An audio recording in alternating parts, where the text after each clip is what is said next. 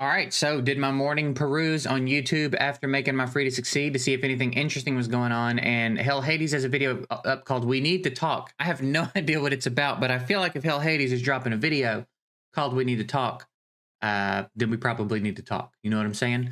So I'm gonna check it out and see what it is he's talking about. Let me switch over to my headphones real quick because that's just much easier to do like this. And let's see what we got going on here.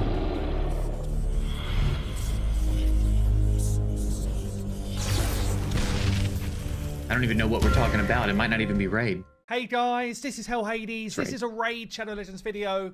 Guys, bit of a different video today. I just wanted to do something following up on a video that I did have out yesterday, which I had to take down. And basically, I was asked to take it down because I was breaking terms of service for Raid. I heard a little bit of something about this, but I don't remember specifically what it was about. So But there was an I don't element know what it within was the about. video which actually HWZ called out. And I thought, you know what? He's right. I should probably just make a video on this point rather than the stuff I spoke about yesterday. Okay, so basically, I have the potential to be an addict, yeah, especially in gambling.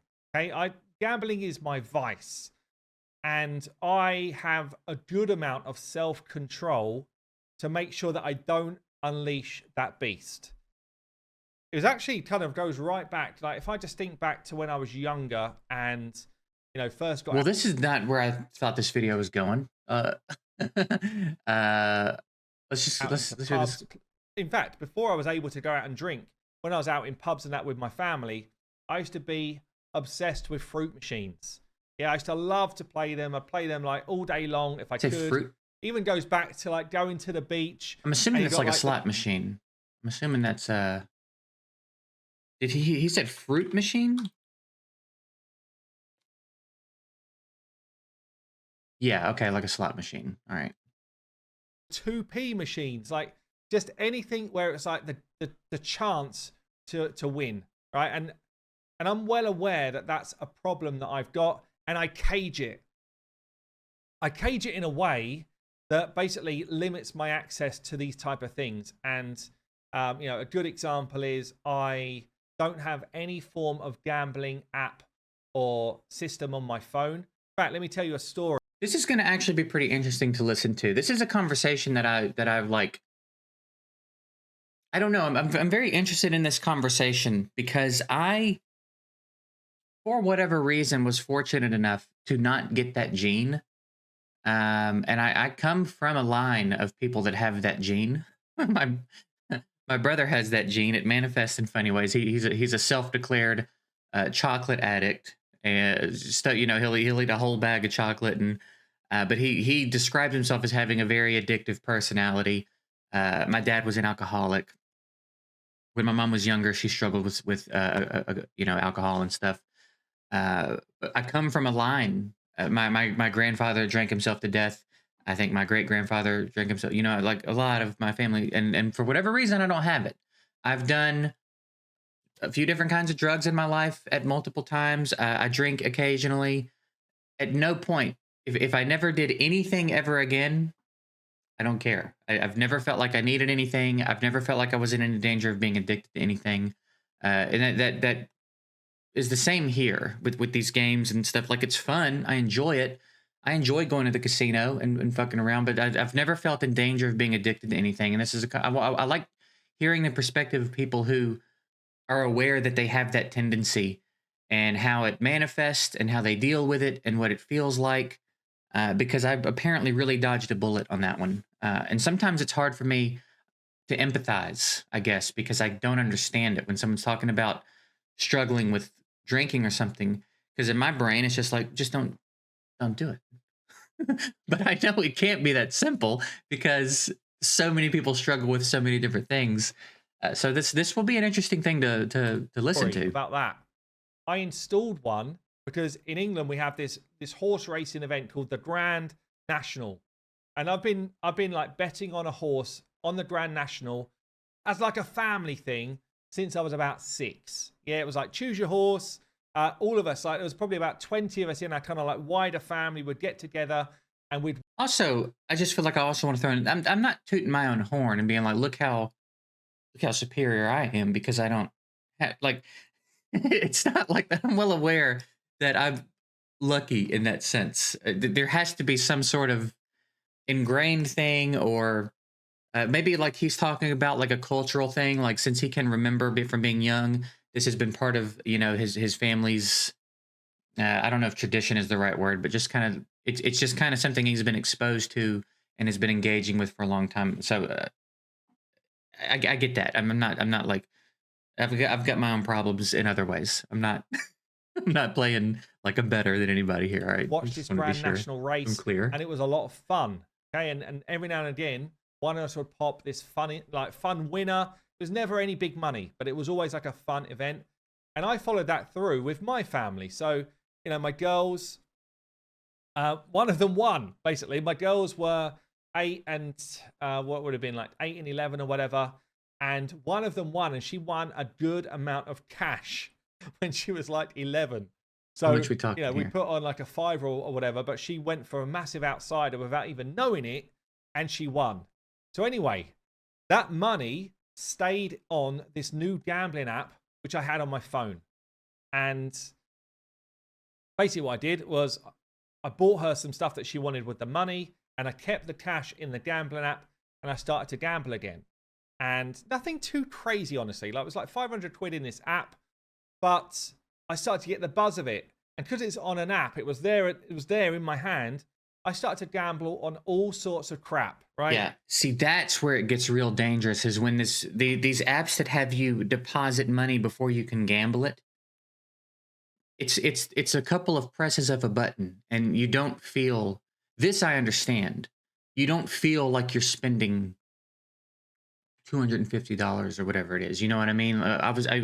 As I was getting into learning how to invest, and when the crypto swing was real high, I had a few of these apps and I was moving a lot of money around and playing around with it. And there were times where I had to catch myself and like I had to slow down the process a little bit because it's so easy to just like, oh, this I hear this is going to be hot. Let me drop 500 in it real quick. You know what I mean? But it's a couple presses of a button. It doesn't feel like you're spending that money. So like he's saying, when the money's just sitting in this app, it's almost like once it leaves your bank account, it's gone. And in some ways, that's a healthy way to look at it. But in another way, in other ways, that can be very dangerous because that money still exists. It's still your money and it's still there. But now it's in this app, and you could just press a button and get rid of it.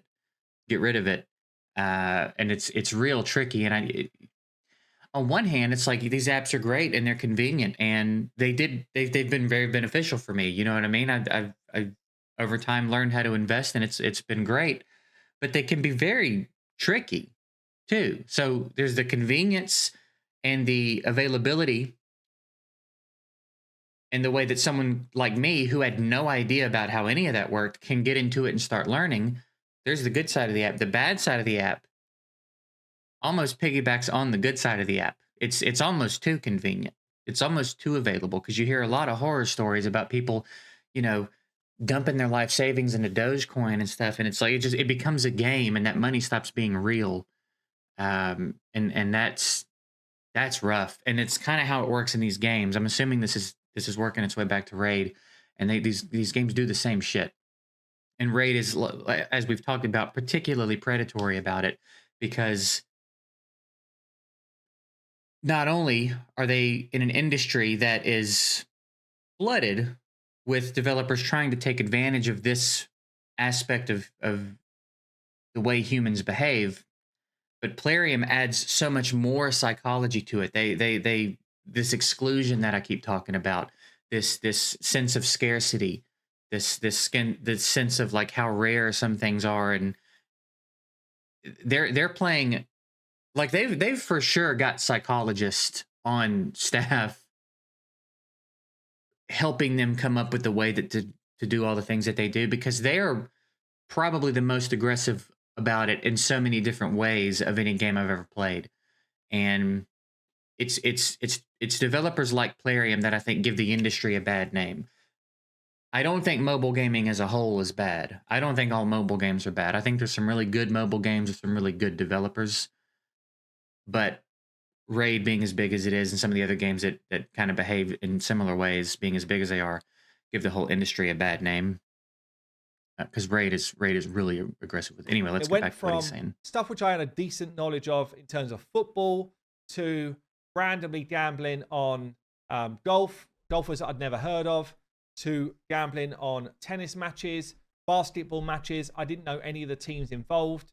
To, it got to the worst point for me where I started to gamble on who will win the next point in a game of tennis. But it was so instant gratification. And it was actually quite a low point for me. Even though it wasn't a load of cash involved, it was a low point for me because it just gave me that realization of, I can't do this. I can't have it on my phone. I actually went from 500 quid up to about 2,500, back down to zero over a weekend. That's because I was on it so much.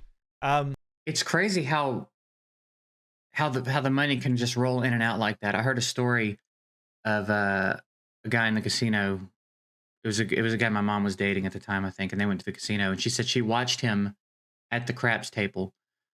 He walked up with, like, I don't know, 500 or 1,000 or something. She said she watched him turn that into over 10,000 and then give it all back in the same sitting. Like, it's interesting how, when is it enough? Ever? Could it have ever been enough? Because I've always gone to the casino. When I go to the casino, I have money set aside, and that's the money that I'm spending at the casino, and I've decided that money's already spent, right? This is the cost of my night out. This is the cost of my night of fun. I'm going to go in and fuck around on the tables, play the slots, whatever it is I feel like doing with this money that I've set aside to spend at the casino. And when that money's gone, I'm done, and we leave. I also decide, like, whatever I sit down at a table with, I'm going to play this much.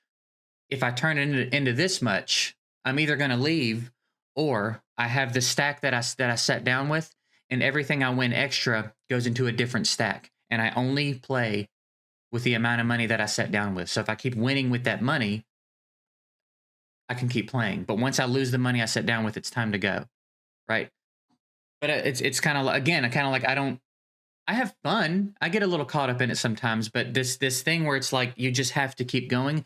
I can't imagine turning $500 or $1,000 into $10,000 and not sometime before that being like, that's enough. That's enough. Or put it aside and just keep playing with the 500. You know what I mean? But again, I don't understand. It's one of the things that I just completely can't relate to.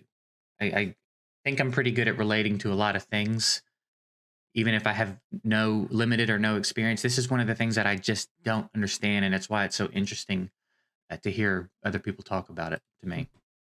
Now, another story, I used to go to the casino with some friends, and we had this kind of like roulette system, right? And, you know, we do this kind of like system, put £5 on red. If it didn't win, double your bet, £10 on red. If it didn't win, double your bet, £20 on red. When you win, go back to a fiver. We did this 3 weekends in a row. Each weekend, we started with a chunk of money, 100 quid, and we got up to over 1,000. Each weekend, 3 in a row. We were like, we are invincible. All I wanted to do, literally through the day, every day until the weekend, all I wanted to do was go back to the casino. It sounds like you've got a system, though. It sounds like the system was working. I'm interested to hear the turn this takes. And do it again. Now, obviously, it's not as easy as that. And we went on to lose multiple times in a row. Okay. And we were like, why is the system broken? It's broken because it's not meant for you to win. Okay. So I just wanted to bring it back because the video yesterday was actually talking about Raid Shadow Legends. Yeah. And Raid Shadow Legends is. See, a quick story about the casino. It's not necessarily about what he's talking about, but it just reminded me of it. We walked into the casino one time. I've probably been to the casino 4 or 5 times in my life. One of the times I went, when you walk into the casino we went to, there's a big roulette table kind of in the middle of the entry. Like, you have to walk in a bit, right? Obviously, because they don't usually have shit right by the doors, but you walk in a little bit. It's the big wide red carpet, and then it branches out 3 ways. There's a big opening, and in the middle there's this big roulette table. And there was this woman when we walked in she had a stack of chips, and she was putting it on one number. She slid it over on one number. this tall stack of chips on one number, and she won. Like as we were walking in, she hit her number, and so we went into the casino. Like she was obviously it was a big deal, right? So we went into the casino and we played games for I don't know a while, right? However long you spend at the casino. Did our slots, played our card games, or whatever. And when we were leaving, she was still at the table and they were still trying to count money out to her. Like she won so much money that it took them, I don't know, hour and a half, 2 hours. I don't know how long we were there. They were still trying to sort how much money she won out out to her. It was ridiculous, dude. Like that has to be a 1 in a billion. I don't know, man. That the odds of that happening. I mean, I guess they're 1 in whatever the numbers are on that roulette wheel, but it feels like the number would be much lower than that. It was a pretty crazy thing to see. And it was funny because she's thrilled, and the people at the casino, they had like people around the table and a bunch of different. It was like a big ordeal, and they did not look as happy as she looked for sure. A form, if you want it to be, of gambling. Okay, however you want to look at it. This is where my vice has evolved to in Raid Shadow Legends, probably without me even knowing that I was doing it really. But I got to a point in Raid. Well, it's dangerous here because as content creators, it's a tax write-off. So we're just investing in the business. You know what I mean? That's a thing that can let this get out of hand too. Is like just investing in the business. I got to do this for content. I got to buy these shards for, you know what I mean? That's an easy hole to fall into. Where I had to stop spending. This was before I was a content creator. I had to stop spending because it was becoming a problem. Okay. And actually, back in the day, I was talking to Stu Gaming and I was like, how much do you make from YouTube on a month? And he's like, well, you can make a good few £100. You can make a good few hundred if you're doing regular uploads and people watch your videos. And I was like, damn, I might be able to make videos on Raid to pay for the stuff that I wanted to buy in Raid.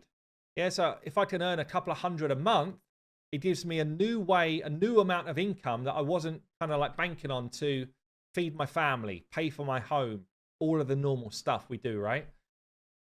I thought, well, maybe I can do that. And very luckily for me, it then turned into my career, okay? Luckily, a lot of hard work, all that sort of stuff. But basically, it turned into... Yeah, don't write it all off to luck. That's one thing that irks me. When that YouTubers feel like they have to say that. I've heard like PewDiePie talk about it, and he'll be like, it's just luck. All it is luck. And like, I just disagree wholeheartedly. As someone who's been doing it for a while, maybe there's a little bit of luck involved in some cases, but I don't think it's fair to write off the amount of work that I know Hell Hades has done. You know what I mean? I know how hard I've worked. I know how hard Darth works because I'm really close to Darth. I know how hard this is to do. Mentally, time constraints. It is difficult. It's at a point now where it's not so bad, right? I'm more comfortable now. He's doing a lot more things, but he's a lot more comfortable now. So now it's not quite as grueling, although it still has its difficulties. But on the way up, it's tough in a lot of different ways, and it requires a lot of work. There were a lot of 18-hour days for me sitting in this chair, learning how to do something in Premiere Pro or Photoshop, or messing with my equipment, or just there's so many things to do and learn, and you spend so much time doing it for free. I did anyway. Spent so much time doing it for free, and to have to mentally push through that, and to learn all the things you have to learn, and to do all the work you have to do, it is hard. And it's a lot of people think it's just cushy. And the most common thing you get when you tell people what you do is, oh, you just play video games all day. It's like 20% of what I do is play video games. Like it's not like that. And it's not luck. It's trial and error and working hard and making adjustments and figuring out what works and what doesn't work, and learning how to grow on what works and how to avoid what doesn't work. And it's constant.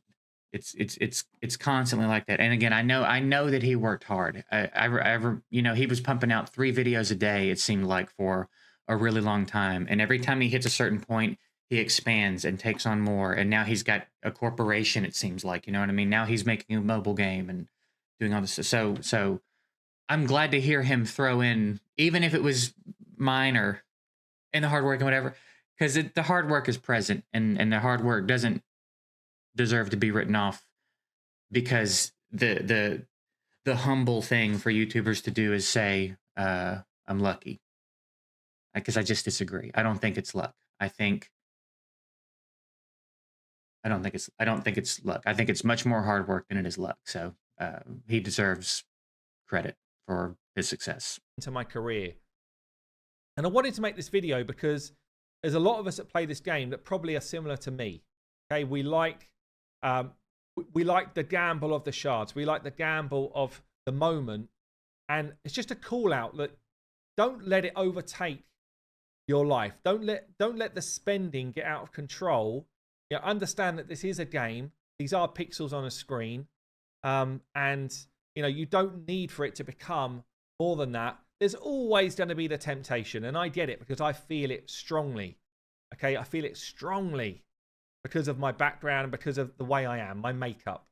So, you know, I still, even though I know that I write off shard packs, all that sort of stuff through the business, I still have to temper what I do in this type of game. You might think that I don't, but I do temper what I'm doing because I know that it can snowball out of control. Yeah, easily snowball out of control and easily end up becoming a massive, massive cash sink. Yeah, to the point where you're getting loans to pay your normal bills and all that type of stuff. So, and I think that's what makes it so frustrating with Plarium, because Plarium is, again, I've been doing this for a long time. I've been playing these games for about 10 years now. Yeah, about 10 years now. And Plarium is at the top of the list for me as far as like most being the most blatant about not giving any shits about you. They do not care at all about what they're doing, how much you've put in, your satisfaction, your enjoyment. There's no end game, and there's a fresh example of this right now with Mac Chan. You think about all the money Mac Chan spent in this game to still not have what he needed to feel like he could compete at the higher level, to not have the things he was after. There's got to be some end game. At some point in the path of these games, there has to be some sort of end point where, like, all right, you've spent enough for this one thing. We're going to come up with a way to let you get this one thing if you spend enough. And there's a line, of course. You can't just flat out sell champions, but they kind of do. Plarium has kind of come out with like this guaranteed thing that they do, where they're basically just selling you champions. And it's not so different than the banner system that you see in other games, but the banner systems just come out outright in most other games. And it's a lot clearer, and the prices tend to not be so egregious as in Raid. So Raid kind of piggybacks on what a lot of these other games do, but they put their own Plarium spin on it, where it's so much more aggressive and so much more manipulative, so much more expensive. And that's one of the reasons Plarium gets so much shit, I think, is because they are so aggressive about making it clear. It's like they want you to know they don't give a fuck about you. They want that money, and they don't care what you really get for it. They just need you to understand you're missing out if you're not spending it. Even though you're spending it on nothing most of the time, you're not spending it on the thing that you're after. You think you are. You think you're chasing the thing, but again, look at Mac Chan. Mac Chan got to the point where he said if they dropped a champ for $1,000, if Terrace was $1,000, I would just pay it. $1,000 for one champ in this mobile game, and he was without hesitation was like, I would drop $1,000 on the champ right now. That's where they put people, and that's where they're trying to put people. And again, they're all trying to make money, and they're all probably in some ways using tactics that are less than desirable, less than virtuous.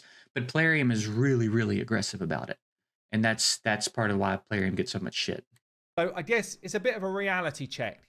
Yeah, I've been in that position. and been bought low a couple of times through this type of stuff. And yeah, just make sure that you don't let it go too far. Don't let it get beyond just that amount that you can actually afford, because it is just a game. We're here to have fun. And yeah, hopefully if this strikes a chord with anyone and kind of just lets you get a bit of a mental reset, then I think it's done its job. But there you go, guys. Different one from me, but I'm Hell Hades. I'll see you later. Good video. That's a good video. It's interesting. It's interesting to hear him talk about that. And I like that that he, because I think we think about these things, but we don't always think about making it a video. So I like that he took it to this point and made the video talking about it being pretty vulnerable and kind of reminding you that like it is a game. Not to say that you shouldn't spend money on the hobbies you enjoy. If you enjoy this game and you're happy spending money in it, fine. But understand you will stop playing this game at some point. And that money, it will be gone. So decide how you feel about that. There's other really expensive hobbies too, Magic the Gathering and whatever, but you keep those cards forever. You know what I mean? Like there's some hobbies you invest in that are very expensive, but you have the things forever. Eventually these servers are going to shut down. I don't know how long that'll take. It might be a long time, but eventually this game won't even exist anymore and you won't even be able to access the account. So just keep that in mind. Like the game can be fun, free to play. I do the free to play series I upload on every day. A lot of the other guys do free to play. It can be fun. As I've been talking about over the last few weeks and continuing to learn, the less you deeply engage with this game, it seems like the more fun it is.